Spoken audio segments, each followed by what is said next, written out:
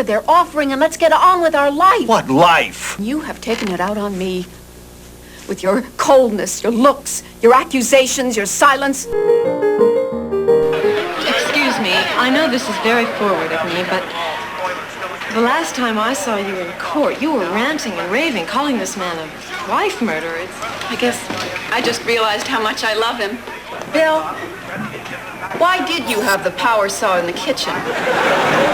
You can't even stand the sight of me. I can stand the sight of you. No, you can't. I know it. I'm beginning to look like an old hag. You're not beginning to look like an old hag.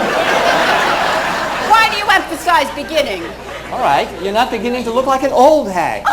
I mean, you look just fine. Sometimes I feel like you don't love me anymore. Who says I don't love you? Well, you never tell me you do. Well, you never give me the chance. If you just say it once of your own accord, I'd never ask. Okay. I love you. You love me? Yes. Me only? Yes. When I'm away from you? Yes. Well, say it. I love you only when you're away from me. No, I mean all the time. You used to say I drove you crazy. Believe me, you still do. Welcome, I'm Suzanne Collins, and I teach the Wednesday writers here at the Jocelyn Center.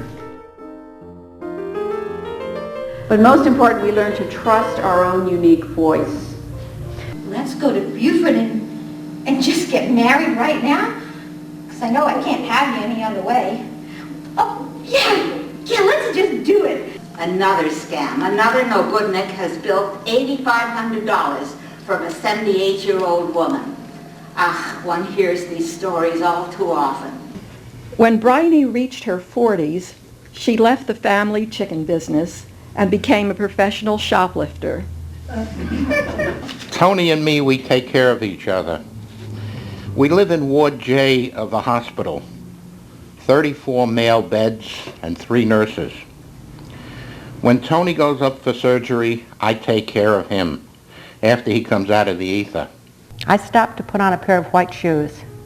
And as I was tying the laces, I said, I don't know why I keep taking my shoes off all the time. He just smiled at me.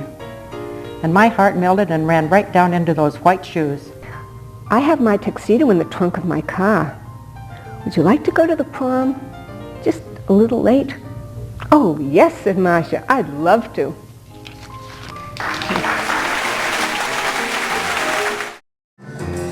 Come on, snap it. You can do it. Good girl, Daisy. Good. 3 little monkeys jumping on the bed. One fell off and bumped his head. Active listening and focus. Let's say that word.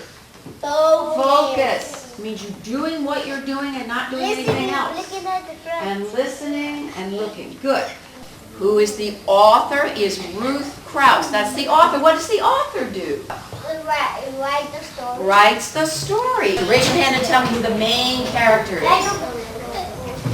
I know some things you don't know, so don't be disappointed if your carrot doesn't grow. All right, now, we were talking about what our favorite parts of the story were, right? And you were thinking about characters that you like and want to be. Yeah, walk 'em up. Yeah, walk 'em up. I got it, I'm going to ask some of you to come up here. We're going to act out a couple of scenes from this story. So I'm going to pick somebody to play the boy. And the father will be played by Jose Barco. And the father sometimes carries a newspaper, doesn't he? So we're going to have him like this. He's in there reading a newspaper, but let's hold it so we see your face. And I think the mother came from the kitchen baking. Oh! He's going to wear an apron. Put it like this so we see your face. Okay, there he is. Duck, duck, duck, duck, duck, duck, duck, duck. Thank you, Rosa. I pull the weeds. Carrots grow from carrots. He had the arms of the wheelbarrow. That's good, okay. And we have the father played by Jose Barco. Let's give him a hand.